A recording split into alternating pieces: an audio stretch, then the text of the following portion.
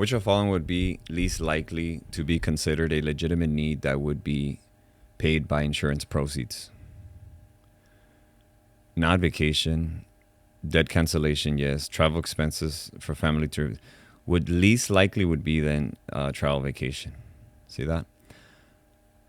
As I'm going through this, pause the video and answer and read the rationale, because that's really the most important thing that you have to know. The automatic premium loan provision is activated at the end of what?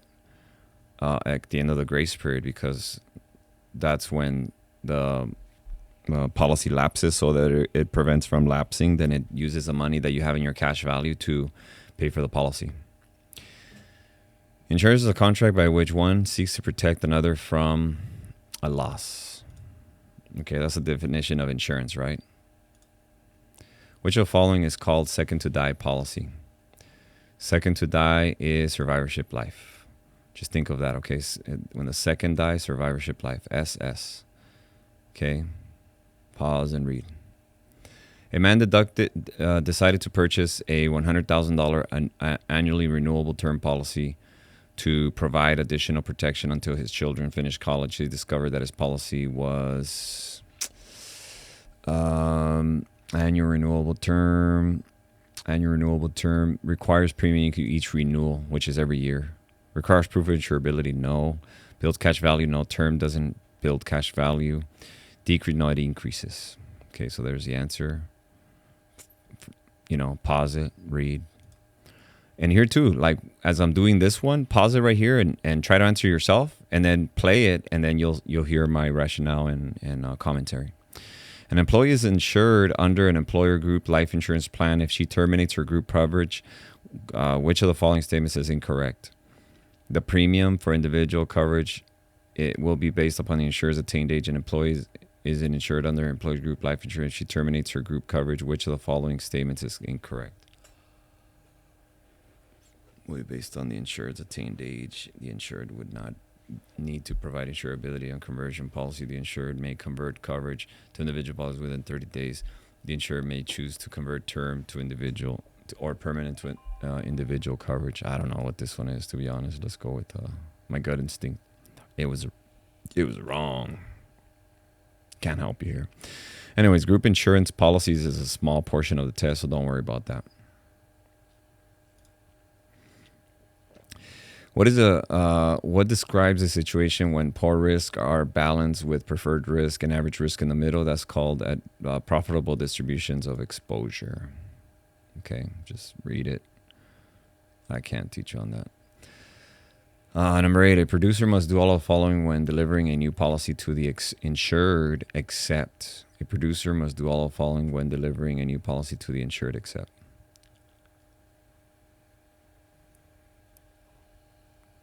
A producer must do all of the following when delivering a new policy to the insured, except. Explain the ratings.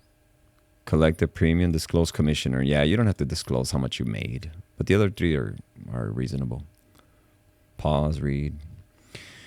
A 40-year-old man buys whole life policy and names his wife as his only beneficiary. His wife dies 10 years later. He never remarries at age 61, leaving 2 grown-up children. Assume he never changed beneficiaries and is going to go to the estate. Doesn't go to the kids, because the kids need to be in the beneficiary list. What is the purpose of establishing the target premiums for universal life policies? What is the purpose of establishing target premiums for universal life policies? The purpose of establishing the target premiums for universal life policies is the purpose is to keep the policy in force. There you go. Universal life policies, the insurance component inside is annual renewable term. That means the cost of insurance goes up every year. So the target premium is an amount that has to be pretty high, because it has to take into consideration that the cost of insurance is going to go up every year. Okay, it's very important. By the way, you should never buy IULs or universal life policies or variable because the cost of insurance goes up so much that eventually eats up your cash value if your payment is just not high enough. And if it's high enough, and if you have option A, you're building a lot of cash value to keep up with your increasing monthly payments, but then eventually you're but if you die and if you have option A, you lose your cash value. You lose it all. It's ridiculous.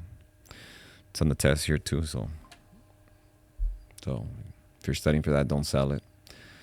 If you're listening to this, you could come work with me and I'll teach you how to be profitable and not sell on index universal life policies or just regular universal life or variable universal life or whole life. Those are all rip-off policies. Don't sell them. You make good commissions, but the reason you make good commissions is because you're taking money from the client's pocket. Okay. The violation of material warranty or other material provisions of a policy allows both the insured and insurer to rescind the policy. Only the insured to rescind. Violation both could cancel their policy if there's material information that was false. There's a violation for material warranty. Every policy of individual life insurance must include a notice to right to cancel the policy, stating a specific time for a free look period once the insured has canceled the policy within how many days? 30 days. The insured must refund all premium within 30 days. Pause, read. Which of the following types of insurance policies will provide the greatest amount of protection for temporary during which an insured will have to limited financial resources? Term, I'm going to assume it's the cheapest, right? Annuity is not even life insurance. Whole life and universal life is more expensive. That's why the commissions are bigger. And not just because of that, but also because, the insurance company makes 10 times more profit selling whole life, variable universal life, index universal life than term. Compared to term, you don't get paid that much, but because the company doesn't make that much. Does that make sense? Common sense. Does that make common sense? When an insured begins underwriting procedures for an applicant, what will be the main source of for its underwriting information? Medical records, interviews, applications, state records. When an insured begins underwriting procedures for an applicant, what will be the main source of its underwriting information? The application is going to be the main source. It's called field underwriting in the test too. You filling up the application is field underwriting. When twin brothers applied for life insurance from a company A, the company found that while neither of them smoked and both had very similar lifestyles, one of the twins was in a much stronger financial position than the other. Because of this, the company charged him a higher rate of his insurance. This practice is considered discrimination.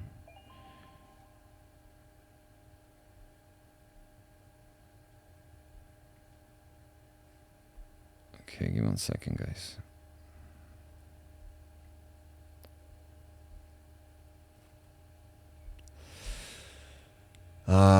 Company charged him higher premiums, financial control. This is called discrimination. That's what I would say, discriminate. Yep. Oh, I guessed on that one.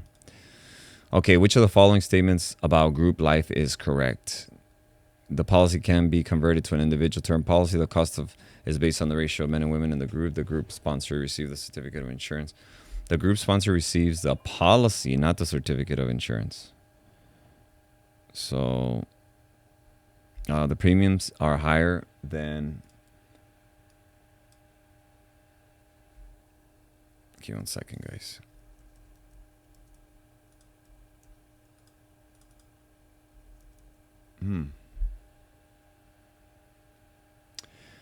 Okay. Let's see. Which of the following statements is group? Okay, the group sponsor receives the premiums are higher than an individual policy because there is no medical exam.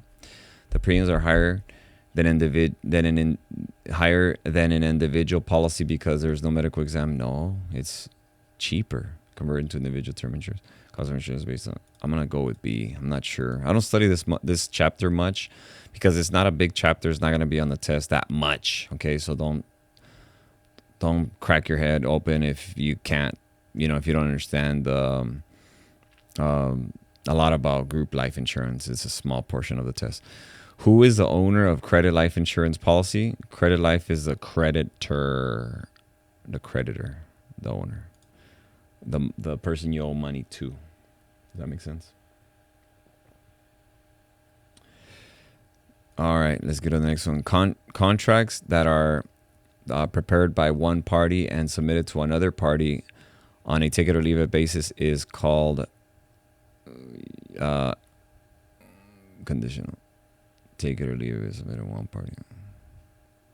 Unilateral. Adhesion. You have to think of the word adhesion. Okay, adhesion is like a glue. You see what I mean? Adhesive glue. Adhesive means glue. So glue means actually that's not the way I teach it, man. Forget about that, okay? Just forget about that, the glue thing. Adhere. When you hear the word adhere, means you have to adhere, follow, fall in line, right? So adhere means you want it or not. This is the rules. Take it or leave it. Want it or not. You got to adhere to my rules, and here are my rules. You want it or not. Take it or leave it. Does that make sense, guys? So that's what adhesion is. That's exactly what it's saying right there, okay? Under an extended term non-forfeiture option, the policy cash value is converted into a face amount equal to a cash value, higher face amount, the same face amount as the whole life policy. But it ends soon, okay? It actually doesn't go to age 100 because now it's just a term policy because the person is not making payments anymore. That's what non-forfeiture means, is that you don't want to forfeit the policy, but you don't want to make payments anymore. So what can I do? You have an extended term non-forfeiture option. And that's the way it works. And there's two more, okay? But we'll talk about it when it comes. Reduced paid up. It's called reduced paid up or just cash out. A small hardware store owner is involved in a car accident that renders him totally disabled for half a year. Which type of insurance would help him pay for expenses of the company during the time of his disability? Business overhead expense, key person insurance. Dang,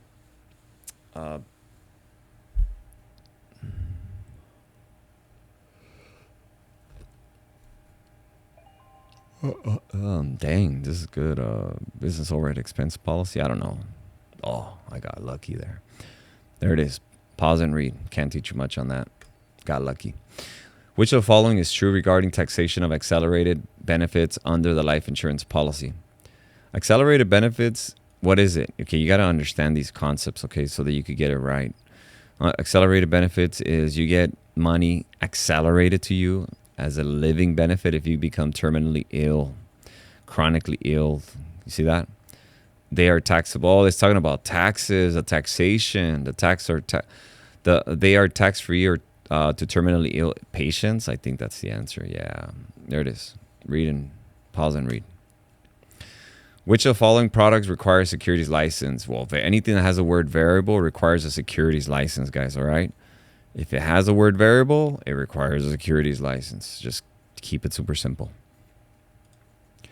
Which of the following would describe a legal document which would dictate who can buy a deceased partner's share of the business for and what amount? Buy-sell agreement, I would say. Okay, read it. What is a buy-sell agreement? Google it, ChatGPT it. Okay, learn it. During the free look period, the premiums for a variable annuity may be invested in all of the following except, okay, if it's free look, that means that if the client cancels a policy, you give him all his money back. So you don't want to put it in a mutual fund as an insurance company where you don't want to put it, because if you put it in an insurance company, then what's going to happen?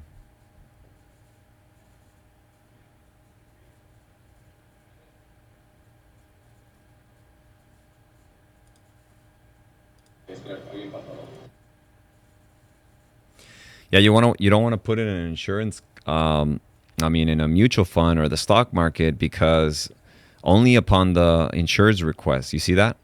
So if the person puts it in a mutual fund, if the insurer's right, so it says you may invest in all of the following. It says, so this one's fine. C is fine, but that's not the answer because it's asking for the except. Money market is you don't lose money in money market, so that one you keep it. And then this one, fixed income instruments are also very conservative and you don't lose money there. So the answer is going to be value funds because that's straight up invested in the stock market.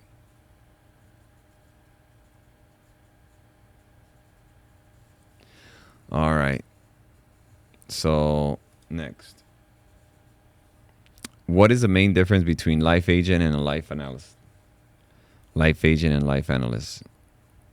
I think licensing requirements. No, the way each is compensated.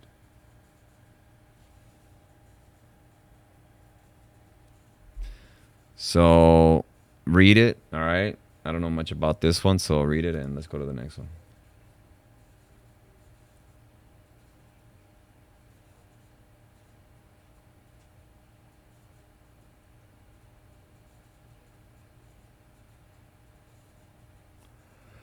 All insurance policies and annuity contracts delivered to senior citizens in the state of California are subject to cancellation period of at least